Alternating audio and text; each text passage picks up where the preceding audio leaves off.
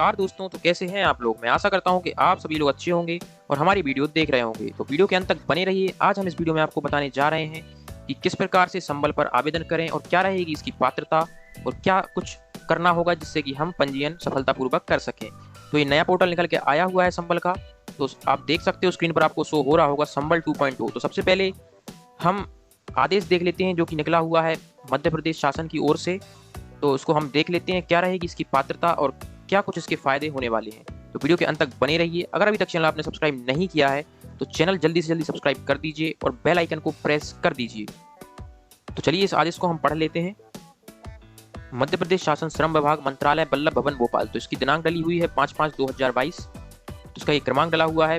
प्रति की अगर हम बात करें तो समस्त संभागयुक्त मध्य प्रदेश, समस्त जिला कलेक्टर, समस्त मुख्य कार्यपालन अधिकारी, तो इन सबको ये दिया जा चुका है। और विषय की अगर हम बात करें तो विषय मुख्यमंत्री जन कल्याण संबल 2.0 योजना 2022 के संबंध में दिशा निर्देश। तो इसमें आपको सब कुछ बताया जाएगा कि क्या रहेगी पात्रता, किस प्रकार से लाभ लेना है, क्या कुछ क्राइटेरिया है इसको प्राप्त करने का। तो हम इसमें संपूर्ण जानकारी देखेंगे। वीडियो के अंत तक बनी रहिएगा। हम इसको पढ़ लेते हैं। प्रदेश के असंगठित श्रमिक की सामाजिक सुरक्षा सुनिश्चित करने तथा उनके हित संरक्षण के उद्देश्य से राज्य शासन द्वारा संबल योजना को परिमार्जित करते हुए मुख्यमंत्री जन कल्याण संबल 2.0 योजना 2022 लागू करने का निर्णय लिया गया है। तदनुसार मुख्यमंत्री जन कल्याण संबल 2.0 योजना 2022 दिनांक 06 मई 2022 से निम्नलिखित प्रभावी होगी। तो जैसा कि इसमें बताया जा रहा है कि 6 मई से स्टार्ट हो चुकी है। तो चलिए और इसको नीचे स्क्रॉल करके पढ़ लेते हैं। मुख्यमंत्री जन कल्याण योजना संबल 2.0 योजना 2022। योजना का नाम, तो योजना का नाम आपको जैसा कि पता है। प्रभावशीलता की अगर हम बात करें तो यह योजना संपूर्ण मध्य प्रदेश में 6 मई 2022 से प्रभावशाली होगी। तो आप देख सकते हो कि 6 मई से स्टार्ट हो चुकी है। अगर हम इसकी परिभाषा की बात करें तो 3.1 वाले ऑप्शन में ये लिखा हुआ है, असंगठित श्रमिक से आशय उस व्यक्ति से है जो नौकरी, स्वरोजगार, घरों में नियोजन, वेतन हेतु कार्य, तेंदुपत्ता संग्रहण का कार्य अथवा किसी ऐसे कार्य नियोजित हो जो किसी एजेंसी ठेकेदार के माध्यम से हो, प्रत्यक्ष रूप से कार्यरत हो एवं जिसे भविष्य निधि, कर्मचारी राज्य बीमा योजना, ग्रेजुइटी आदि सामाजिक सुरक्षा का लाभ प्राप्त नहीं होता हो तथा वह अथवा उसकी पत्नी, पति जैसे भी स्थिति हो। तो इसमें आप क्राइटेरियाज का देख चुके हो और इसमें हम बात कर लेते हैं नंबर 1 पॉइंट की। तो के पास 0.1 हेक्टेयर से अधिक कृषि भूमि नहीं हो, मतलब 1 हेक्टेयर से कम भूमि होनी चाहिए और शासकीय सेवा में नहीं होना चाहिए, आयकरदाता नहीं होना चाहिए। तो मेनली ये 3 पॉइंट हैं कि अगर 1 हेक्टेयर से ज़्यादा जमीन है अगर आपके पास तो आप इस योजना का लाभ नहीं उठा पाओगे। हितग्राही से आशय 3.2 के पॉइंट की हम बात कर लेते हैं। हितग्राही से आशय ऐसा असंगठित श्रमिक से है जो 18 से 60 वर्ष की आयु का है, मतलब जो भी 18 से 60 वर्ष के बीच में लाई करती है, जिसकी भी आयु उम्र, तो वो इस योजना का लाभ ले सकता है। और हम नीचे बात कर लेते हैं, बहुत बड़ा आदेश है तो उसमें हम मेन जो हमारे पॉइंट हैं उनको हम डिस्कस कर लेंगे। और अगर आपको उसमें कोई भी समस्या आती है तो हमें कमेंट बॉक्स में बता दीजिए। अगर मैं इसको पूरा आपको पढ़ के सुनाऊंगा तो वीडियो कम से कम आधा घंटे की बन जाएगी, तब मैं आपको डिटेलिंग करके सुना पाऊंगा। तो अगर आपको मेन इसके पॉइंट जानने हैं तो मैं इस वीडियो में आपको बता देता हूँ। अगर आप कमेंट करोगे तो मैं नेक्स्ट वीडियो उसकी डिटेलिंग पर भी बना सकता हूँ। तो इसमें आपको मैं आवेदन करना पूरी प्रक्रिया जो भी है उसकी बता देता हूँ। चलिए तो पंजीयन की बात कर लेते हैं। पंजीयन हेतु आवेदन व प्रक्रिया। पंजीयन की प्रक्रिया पूर्णतः ऑनलाइन होगी। तो जैसा कि आपको पता है कि इसकी जो प्रक्रिया है वो ऑनलाइन होती है संबल.mp.gov पोर्टल से। जैसा कि आपको मैंने अभी पोर्टल ये दिखाया हुआ था, इसी पोर्टल से इसको आवेदन करना होगा। तो 5.1.2 की बात कर लेते हैं। जुलाई 2019 से संचालित सत्यापन अभियान में अपात्र घोषित व्यक्ति नवीन पंजीयन हेतु पोर्टल पर आवेदन दे सकते हैं। नवीन प्रक्रिया अनुसार जांच उपरांत पात्र पाए जाने पर उनको पंजीयन किया जाएगा। तो जैसा कि आपको पता है कि 2019 में जो इसकी सर्वे संचालित हुई थी, तो जिन भी व्यक्ति अपात्र हो गए थे तो आज वो पंजीयन कर सकते हैं और दोबारा से अगर वो पात्रता श्रेणी में आते हैं तो वो इस योजना का लाभ ले सकते हैं। चलिए नेक्स्ट पॉइंट पर डिस्कस कर लेते हैं। ई-केवाईसी। आधार ई-केवाईसी के दौरान यदि समग्र में दर्ज विवरण तथा आधार कार्ड में दर्ज विवरण में अंतर परिलक्षित होता है तो आधार कार्ड के विवरण को मान्यता दी जाएगी। तो जैसा कि इसमें बताया गया है कि अगर आपका डेटा मिसमैच हो रहा है तो उसमें प्रायोरिटी आधार कार्ड को दी जाएगी, जो कि अच्छी बात है। पंजीयन के समय यदि उपलब्ध हो तो श्रमिक का बैंक खाता क्रमांक भी प्राप्त किया जाएगा, तो इसमें बैंक खाता भी प्राप्त करना होगा। चलिए नेक्स्ट पॉइंट की बात कर लेते हैं, आवेदन की ट्रैकिंग। आवेदन की ट्रैकिंग व्हाट्सएप के माध्यम से की जा सकती है, पोर्टल के माध्यम से की जा सकती है, SMS के माध्यम से की जा सकती है एवं इस हेतु आधार से लिंक मोबाइल नंबर अनिवार्य रूप से प्राप्त किया जाएगा, जिस पर KYC का OTP प्राप्त होगा। तो आवेदन करते समय एक KYC करनी पड़ेगी आपको, जिसमें कि OTP आएगा, उस पर भी डिटेल्स उसी के माध्यम से आपको ट्रैकिंग डिटेल्स भी आपको सेंड कर सकते हैं। चलिए अब नेक्स्ट पॉइंट की बात कर लेते हैं हम। एक पॉइंट और इसमें डिस्कस करते हैं हम, ये परिचय पत्र का। पंजीयन उपरांत पंजीकृत श्रमिक को पोर्टल द्वारा संबल कार्ड जारी किया जाएगा, जो कि हितग्राही द्वारा मोबाइल पर डाउनलोड किया जा सकता है। तो जैसा कि इसमें लिखा हुआ है जा सके, मतलब जो भी आप पंजीयन करोगे तो उसमें आपको जो संबल कार्ड है, जिसका जो संबल का जो कार्ड बन के आता है, तो वो आप इजीली मोबाइल से डाउनलोड कर सकते हो, उसको प्रिंट भी कर सकते हो और आप उसको लेमिनेट वगैरह करके रख सकते हो इजीली। एक और दोस्तों इसमें बहुत महत्वपूर्ण पॉइंट है, इसमें कि लिखा हुआ है पंजीयन हेतु आवेदन देने के बाद तथा पंजीयन किए जाने के पूर्व अगर आवेदक की मृत्यु हो जाती है तथा जांच में उसे पात्र पाया जाता है, तो ऐसे मृतक का पंजीयन पूर्ण किया जाएगा तथा उसको परिवार को पात्रता अनुसार लाभ दिया जाएगा। मतलब अगर आपने पंजीयन कर दिया था, इनकेस अगर वो रिजेक्ट भी हो जाता है किसी डॉक्यूमेंट की वजह से, तो उस पर दोबारा जांच होकर आपके परिवार को लाभ दिया जा सकता है। तो ये एक अच्छी बात है ये कि इसमें आपको प्रायोरिटी दी जा रही है हर चीज़ के लिए। तो इसकी एक 5.5 वाला पॉइंट की बात करते हैं हम, जो कि काफ़ी इंटरेस्टिंग है। पंजीयन निरस्तीकरण पर अपील। अगर आपका पंजीयन निरस्त हो जाता है तो ऐसे में हमको क्या करना होगा, चलिए इसको पढ़ लेते हैं। पंजीयन के ऐसे प्रकरण जिनमें आवेदन निरस्त किया गया हो अथवा श्रमिक को अपात्र घोषित कर दिया गया हो के विरुद्ध अपील ऑनलाइन प्रस्तुत की जा सकेगी। तो इस अपील को भी आप ऑनलाइन प्रस्तुत कर सकते हो। अपीलीय प्राधिकारी SUO MOTO भी अपील ग्रहण कर सकता है। तो ये जो भी अपील करेगा तो अधिकारियों के पास जाएगी और उसके बाद अपील करने के बाद जांच होगी आपकी। अगर आप उसमें पात्र पाए जाते हो तो आपको लाभ अवश्य दिया जाएगा।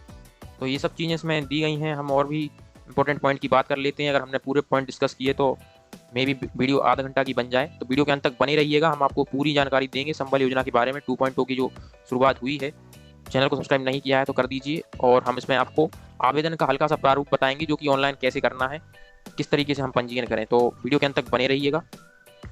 मुख्यमंत्री जन कल्याण संबल 2.0 योजना 2022 के अंतर्गत निम्नलिखित योजनाएं संचालित होंगी। तो इसमें देखिए मेनली 2 योजनाएं संचालित की जाती हैं, जो कि है अंत्येष्टि सहायता और एक है अनुग्रह सहायता योजना। तो सबसे पहले अंत्येष्टि सहायता योजना के बारे में जानकारी कर लेते हैं। तो इसमें ये लिखा हुआ है कि जो जिनके भी पंजीयन कंप्लीट था और वो एलिजिबल थे, उनके लिए मृत्यु के पश्चात तुरंत ही मृत्यु होने के बाद उनको 5,000 रुपये दिए जाएंगे, जो कि इन हैंड कैश दिए जाएंगे ग्राम पंचायत सचिव द्वारा। तो ये तो अंत्येष्टि सहायता योजना की बात हो गई। अब हम उसके आवेदन तथा भुगतान की प्रक्रिया पर बात कर लेते हैं। जैसा कि मैंने आपको बताया हुआ है कि ग्राम पंचायत सचिव द्वारा आपको ये राशि प्रदान की जाएगी, जो कि ग्राम पंचायत के खाते में आती है। तो इस बात का आप ध्यान दें, अगर जैसे ही किसी भी श्रमिक की मृत्यु होती है तो आप तुरंत ही सचिव महोदय को सूचित करें, जिससे कि आपको 5,000 रुपये की जो राशि है वो आपको मिल सके। चलिए हम नेक्स्ट पॉइंट पर बात कर लेते हैं। तो चलिए अब हम जो कितनी राशि दी जानी है इसके बारे में बात कर लेते हैं। अनुग्रह सहायता योजना। इस योजना के तहत पंजीबद्ध असंगठित कर्मकार के स्थायी अपंग, आंशिक स्थायी अपंग होने की दशा में उसको और मृत्यु होने की दशा में उसके उत्तराधिकारियों को यथास्थिति अनुसार पदविहित अधिकारी द्वारा निम्नानुसार अनुग्रह राशि स्वीकृत कर भुगतान की जाएगी। तो इस राशि का आप देख सकते हो। दुर्घटना में मृत्यु पर 4 लाख रुपए मिलने वाले हैं हितग्राही को, और सामान्य मृत्यु पर 2 लाख रुपए मिलने वाले हैं, और स्थायी अपंगता पर 2 लाख रुपए मिलने वाले हैं, आंशिक स्थायी अपंगता पर 1 लाख रुपए मिलने वाले हैं। तो इन सब चीज़ों का आप ध्यान रखें, और इसमें आप मेन क्राइटेरिया का भी ध्यान रखें कि 18 से 60 वर्ष की उम्र होनी चाहिए, तभी ये सब आपको लाभ मिल सकेंगे। तो अनुग्रह सहायता हेतु आवेदन व प्रक्रिया इसकी हम बात कर लेते हैं। तो जैसा कि आप सभी को पता है कि आवेदन हम MP ऑनलाइन से करवा सकते हैं, लोक सेवा केंद्र से करवा सकते हैं, और हम ऑनलाइन भी कर सकते हैं घर बैठ के। लेकिन आपको अधिकारियों की सहायता लेनी होगी। अनुग्रह सहायता योजना के अंतर्गत आवेदन करने की समय सीमा मृत्यु दिनांक, घटना दिनांक, दिव्यांगता की स्थिति में से अधिकतम 180 दिवस होगी। तो इस बात का आप ध्यान रखिए कि 180 दिवस आपको दिए जाते हैं। जिस भी व्यक्ति की मृत्यु हुई है उनके घर वालों को 180 दिवस दिए जाते हैं। इन केस अगर उनको कोई वजह बतानी होगी तो वो 180 दिवस की बजाय और भी एक्स्ट्रा टाइम ले सकते हैं। तो इस बात का आप ध्यान रखिएगा कि 180 दिवस पर फोकस करिए ज़्यादातर, क्योंकि इससे आपका जल्दी काम हो जाएगा। और ज़्यादा लेट मत करिए, क्योंकि टाइम ड्यूरेशन मिल सकता है लेकिन कोई भी प्रॉब्लम के कारण वो मना भी कर सकते हैं। तो इस कारण से आप ध्यान रखिए 180 दिवस आपके पास अच्छा टाइम होता है, आप इजीली अपना फॉर्म फिल करवा के उसे कंप्लीट करवा सकते हैं। तो आवेदन की हम और आगे चर्चा कर लेते हैं किस प्रकार करना है। आवेदन के साथ की जो जानकारी आपको देनी होगी मैं उसके बारे में चर्चा कर लेता हूँ। मृत्यु अनुग्रह सहायता की स्थिति में उत्तराधिकारी आवेदन के साथ निम्न जानकारी देगा। उत्तराधिकारी का समग्र आईडी, जो भी आप उत्तराधिकारी की समग्र आईडी है वो देनी होगी। और नंबर 2 पे हम बात कर लेते हैं उत्तराधिकारी का आधार क्रमांक की केवाईसी हेतु। और नंबर 3 पे बात कर लेते हैं मृतक का आधार क्रमांक उपलब्ध होने पर। अगर मृतक का आधार क्रमांक है तो वो भी आपको देना होगा। तो 3 डॉक्यूमेंट्स का आप ध्यान रखिए क्या कुछ देना होगा। और अब हम बात कर लेते हैं दिव्यांगता अनुग्रह सहायता की स्थिति में। आवेदक आवेदन के साथ निम्न जानकारी देगा। तो ऊपर जैसा कि सब लिखा हुआ है उससे सेम ही है, 2 पॉइंट सेम है। तीसरे में सिर्फ आपको जो सर्टिफिकेट होता है जिसे हम कह सकते हैं अपंगता प्रमाण पत्र, आपको वो देना होगा।